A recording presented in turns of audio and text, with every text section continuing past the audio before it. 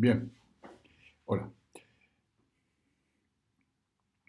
En una serie de tres clases vamos a estudiar el cálculo de movimiento de flujo en tuberías utilizando los conocimientos que hemos adquirido en el capítulo 5 de movimientos turbulentos y también parte de movimientos laminares.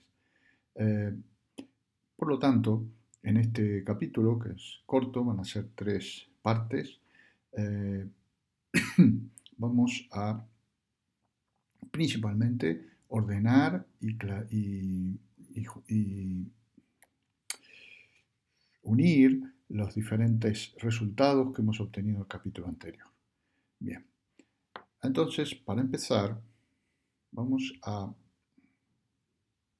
ver una serie de slides en donde podemos observar primero un esquema de un volumen de control en una tubería circular. Es la forma o la sección transversal de las tuberías que vamos a estudiar principalmente y aplicar en ejercicios principalmente este capítulo.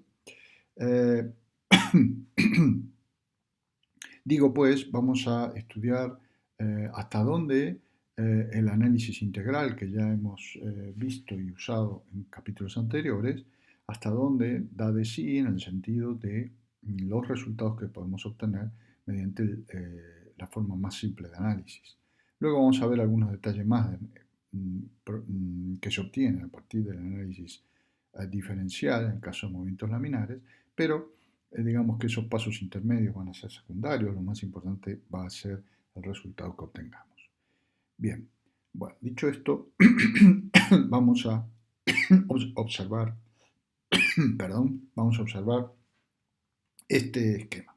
En este esquema hay un tramo de tubo circular de sección 1 a la izquierda a sección 2. La sección 1 es la entrada, 2 es la salida.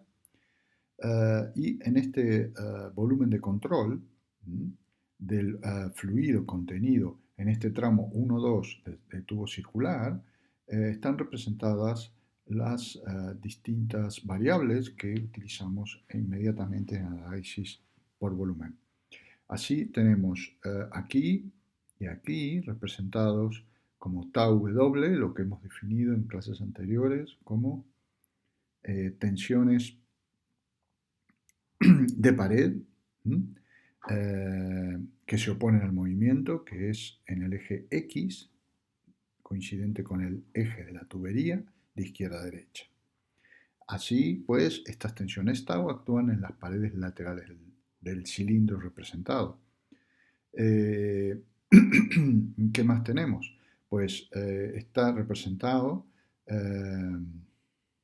la dirección R radial en R minúscula, que vamos a utilizar enseguida al escribir, y U barra X es la velocidad, la componente X de la velocidad media turbulenta y de la velocidad media en la sección 1 y en la sección 2.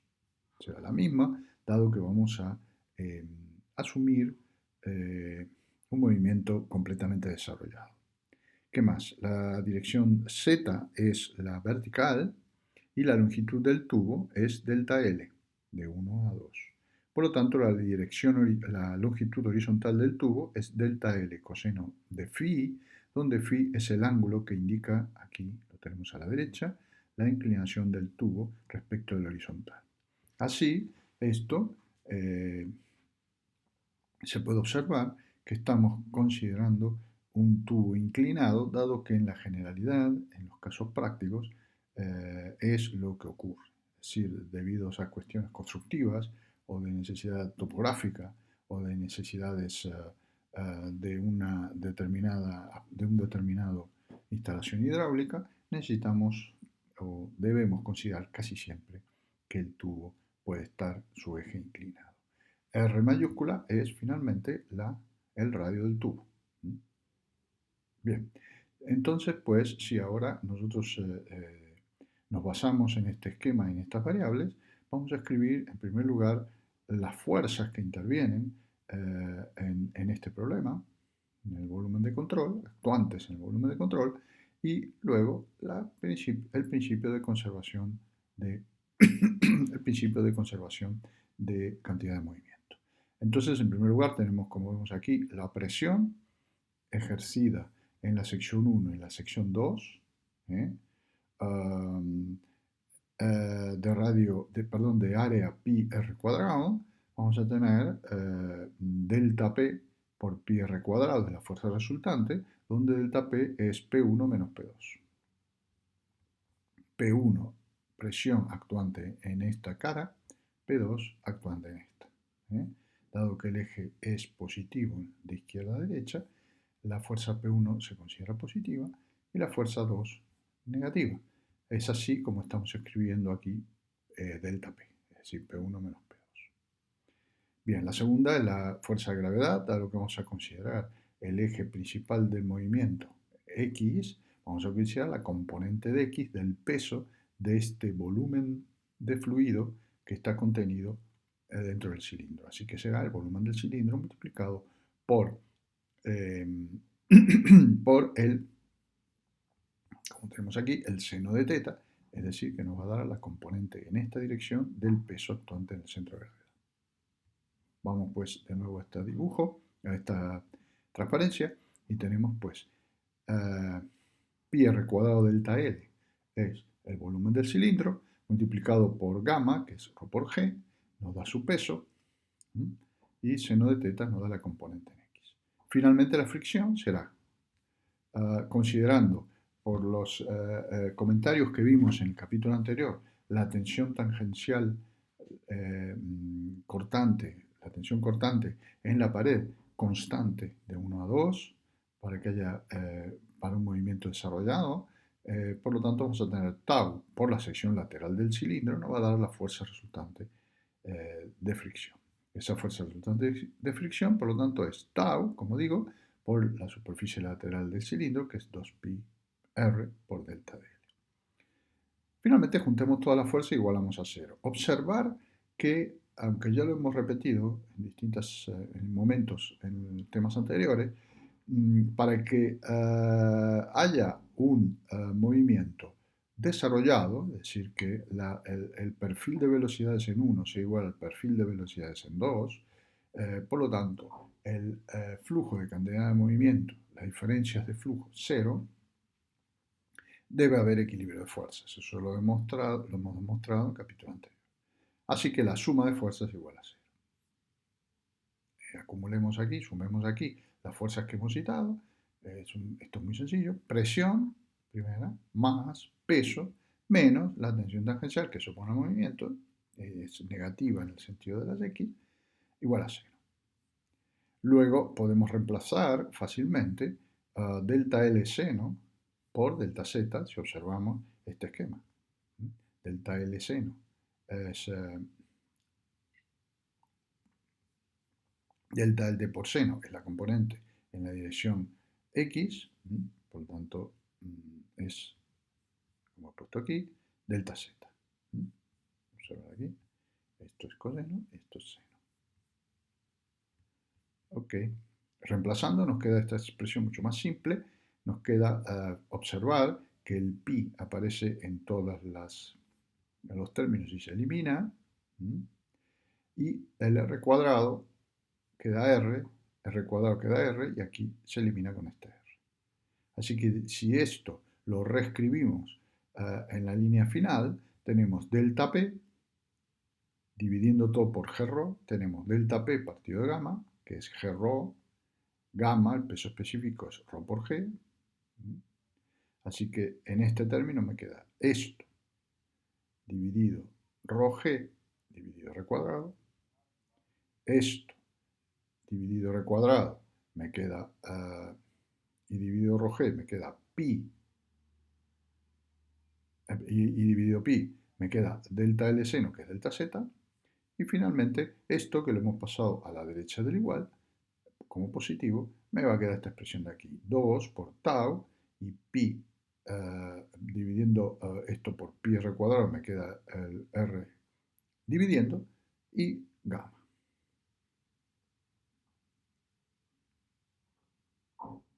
Bueno, entonces este es el resultado que nos da el análisis diferencial.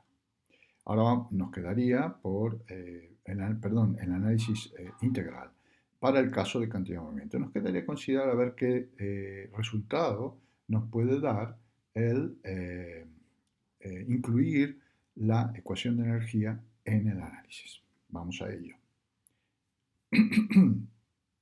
Antes de pasar, perdón, me olvidé de comentar, observar que conservación de masa la hemos usado efectivamente, dado que la hemos reemplazado a la derecha del igual, implícitamente, al decir que esto es cero, m punto de entrada es igual a m punto de salida. Y por eso se anulan. El flujo de entrada es igual al flujo de salida, flujo de entrada en 1 es igual al flujo de salida en 2.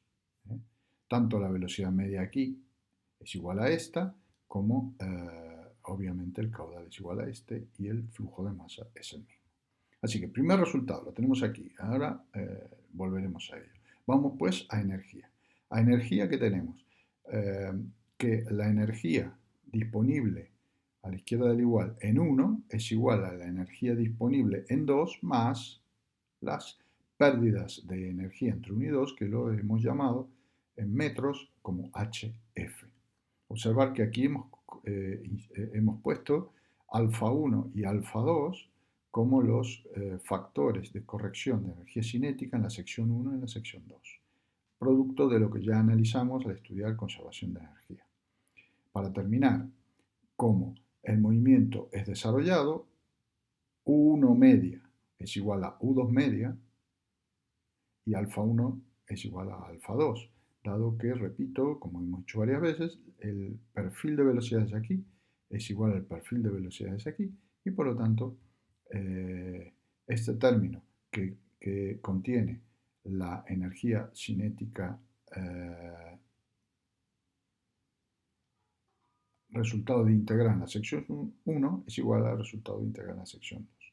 Observar, comento, también lo he dicho varias veces, pero para recordarlo, de que aquí no hemos especificado qué tipo de perfil de velocidades hay en 1 o en 2. Solamente estamos diciendo que el de 1 es igual al de 2. Si aquí despejamos la pérdida de carga, me va a dar, esto se ha eliminado con esto, y me queda P1 partido de gamma más Z1, y esto pasa restando, P2 partido de gamma más Z2 menos. Escrito de una forma, utilizando la notación que vimos aquí, de delta Z, simplemente vamos a tener que, perdón, Z1 menos Z2 lo llamamos delta Z, y P1 menos P2 delta P, como lo hemos puesto aquí. Así que delta Z más delta P partido de gamma es mayor o igual que 0. Por conservación de energía, como estudiamos en el capítulo correspondiente. Así que, si ahora agrupamos el resultado que teníamos de conservación de cantidad de movimiento, que es este, la variación de altura piezométrica, fijaros que esto es altura piezométrica, P partido gamma más Z, la variación de altura piezométrica entre 1 y 2 es igual a esta expresión de aquí. Es decir, la relación entre variación de altura piezométrica y la tensión y la geometría. Aquí tenemos un resultado que nos dice de la conservación de energía que la pérdida de carga es igual a la variación de altura piezométrica entre 1 y 2. Y aquí tenemos el resultado repetido que habíamos escrito antes. Así que HF, que es esto, es igual a esto.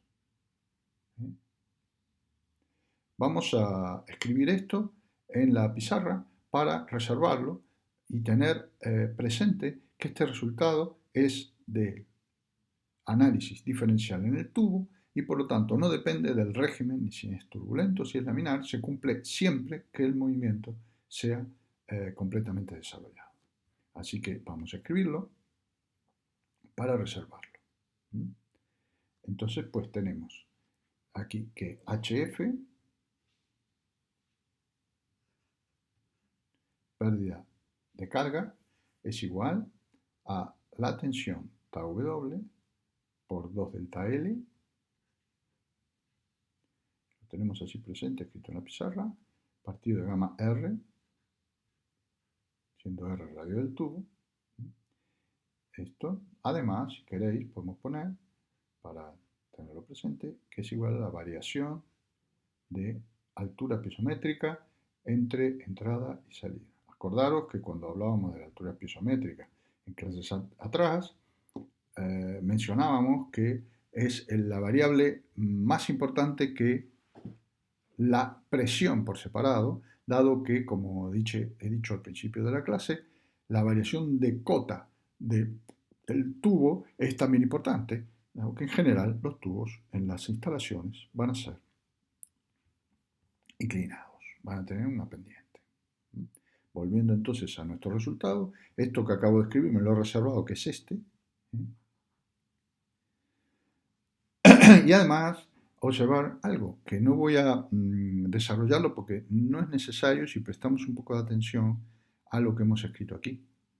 En las clases anteriores, nosotros habíamos obtenido el siguiente resultado, que lo voy a reproducir gráficamente aquí. Nosotros analizábamos el movimiento entre dos paredes paralelas, completamente desarrollado, y llegábamos a obtener mediante el análisis por volumen de control que la variación de tensiones era lineal con esta forma. Tau, vamos a llamar de I. Es bastante razonable pensar que, salvo alguna diferencia, en el caso de un tubo circular,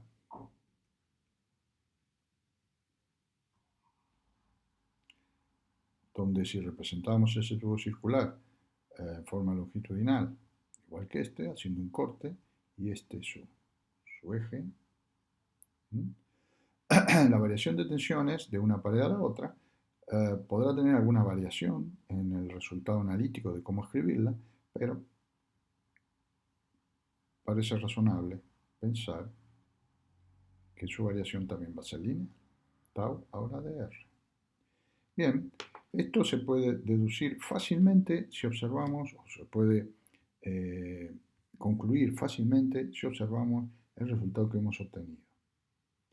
Recordar que el resultado anterior lo teníamos de análisis por volumen de control. Este también, observemos que aquí, si despejamos tau, en este caso nosotros tenemos que tau es función de la altura, de la variación de altura piezométrica, es decir, en X, que es el eje del tubo, en X,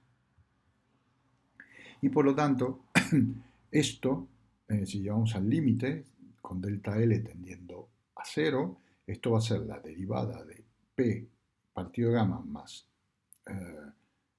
Z, o P más gamma Z, como está escrito aquí, pasando esto dividiendo. Luego, R pasa multiplicando y 2 dividiendo. Así que tau es igual a la derivada de esto, de P partido gamma más Z,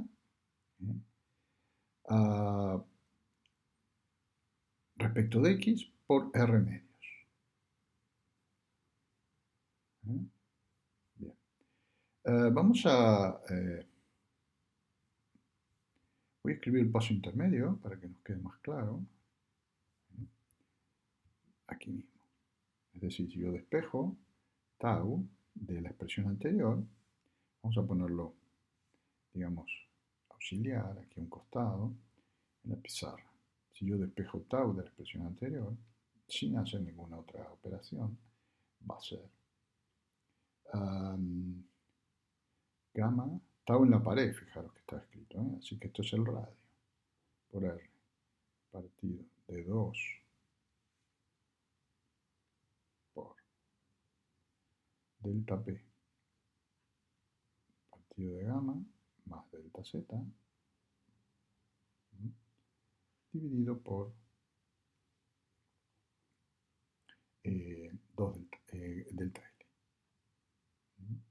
Entonces lo que yo estaba queriendo expresar en palabras es que esta parte, delta P partido gamma más delta Z, es lo que varía la altura pisométrica en delta L. Así que si lo llevamos al límite es la derivada de P partido gamma más Z respecto de X, multiplicado por gamma R partido de 2. Así que si esto lo generalizamos, lo escribimos, lo que estoy diciendo en palabras, nos queda lo que teníamos antes. Voy ahora mismo a mostrarlo de nuevo. Esto de aquí. ¿Ok? Resolvemos esto.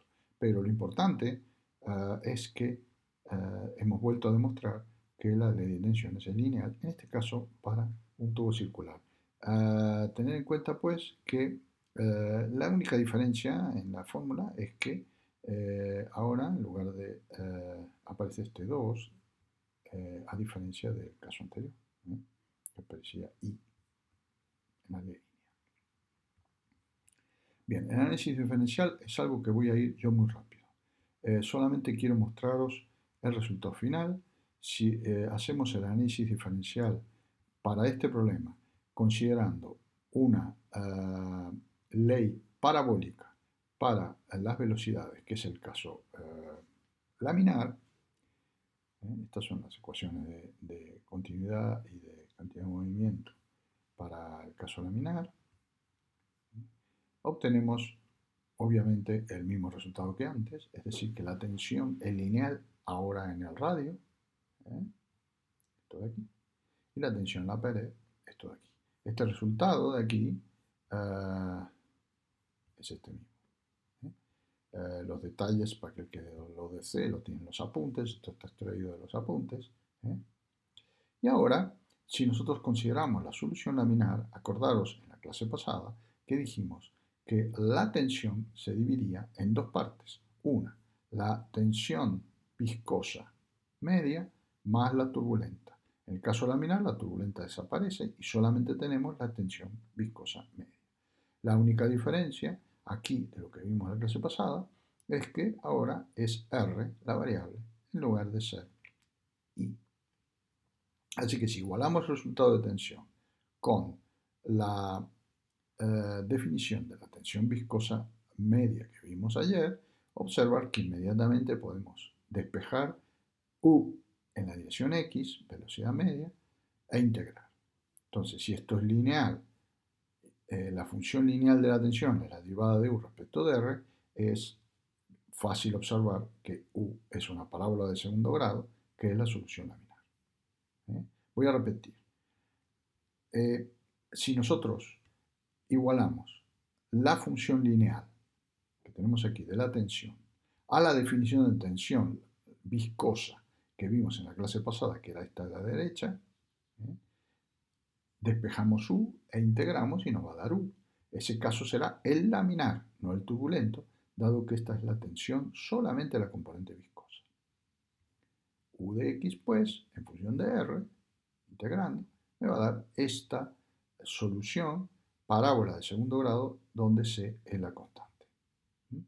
Esto lo menciono ahora porque realmente perdemos muy pocos minutos del hilo de la clase para tener también nuestra solución laminar, aparte de la turbulenta, que es la más común. Así que si la velocidad ahora es esta U, la constante de integración lo obtenemos inmediatamente, esta C, para obtener la solución particular, esta C en el tubo la obtenemos inmediatamente sabiendo que la velocidad U es 0 en las paredes. Como la velocidad es 0 en las paredes, esto será 0, R será R mayúscula y de eso despejamos C. Como lo tenéis aquí, R mayúscula, esto es C y reemplazamos. Esta es la solución general. No es necesario que esta solución no la sepamos de memoria, lógicamente.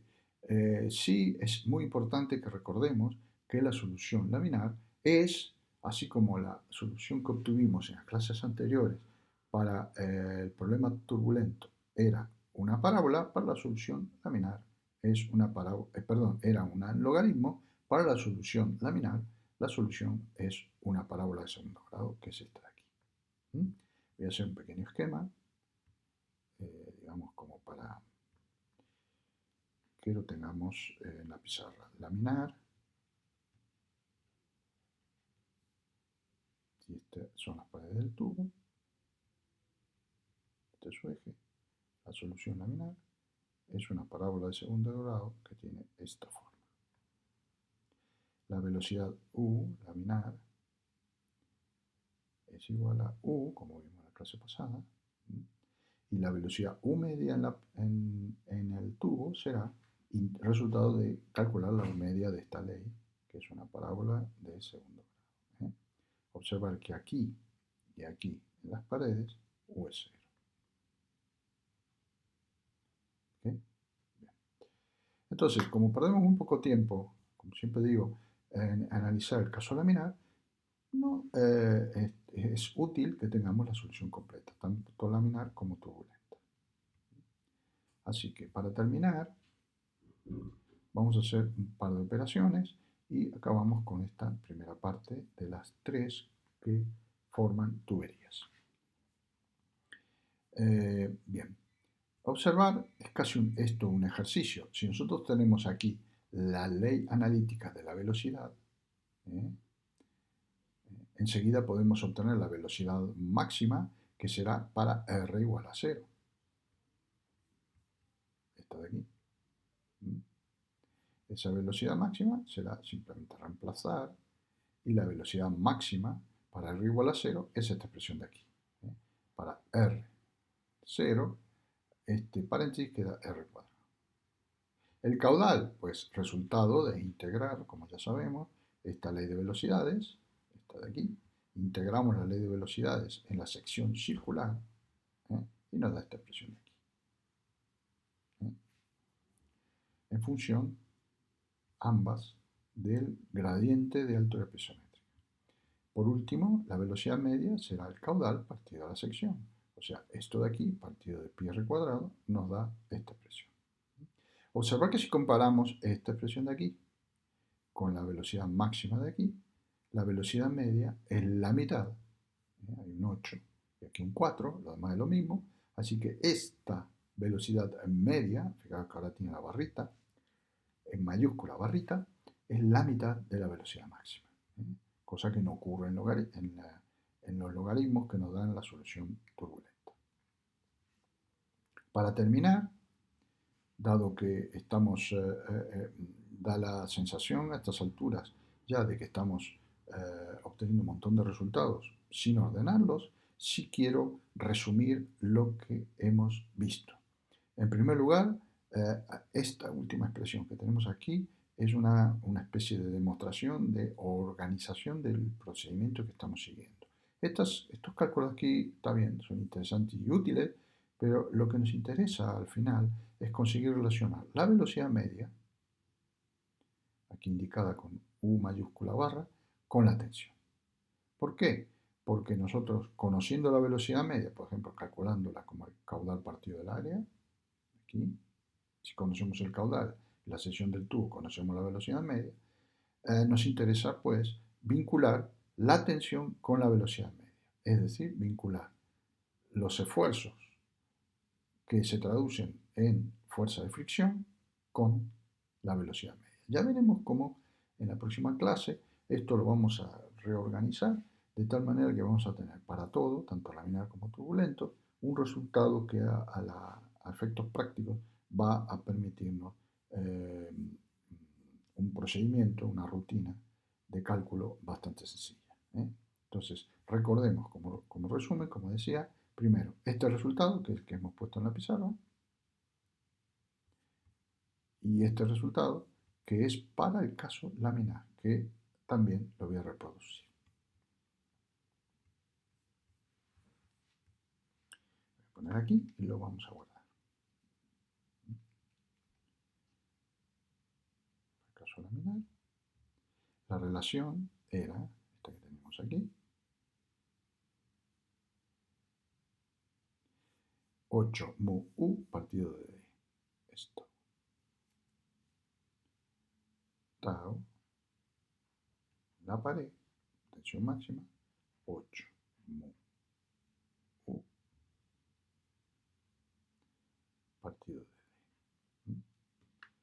Así que salvo alguna pequeña operación que vamos a hacer después para organizarnos, el problema laminar está cerrado, dado que lo que estamos buscando, que nos queda hacerlo para turbulencia, es esto, vincular tau, la tensión, con el movimiento y principalmente el movimiento medio, que es el caudal partido de la.